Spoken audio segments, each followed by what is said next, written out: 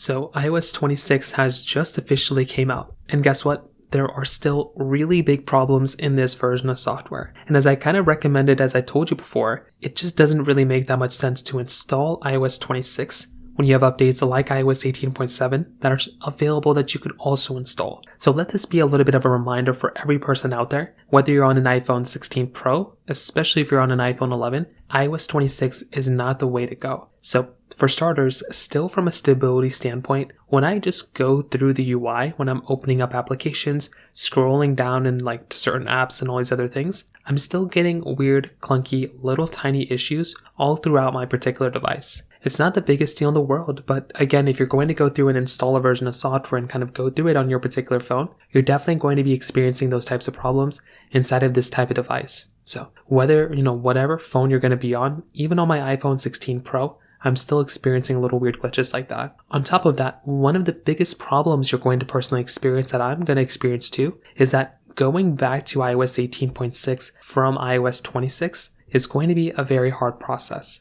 Right now, iOS 18.7 is available, and that is going to be worlds more stable than iOS 26. The battery life is going to be better on iOS 18.7, and just the capability is going to be better there. So from that standpoint too, it doesn't really make a lot of sense to install that type of version of software on iOS 26 because the amount of instability, the amount of issues that you're going to run into. So I personally do think that particular side too is another one of those really important things to keep in mind from that particular side as well. On top of that, from a compatibility issue, if you have any accessories that might not be compatible with iOS 26 just yet, that might be another thing to keep in mind here too. Again, it's completely up to you depending on how you kind of want to take a look at it, but that right there I think is another one of those little tiny minor issues to keep in mind as well. So what I'll definitely tell you, I'm a big fan of these types of devices, but iOS 26 has some issues, and it would probably make a lot of sense to kind of wait it out and see what ends up happening and maybe install iOS 26.1 when that officially comes out. If you have any other thoughts or questions, please let me know in the comment section below.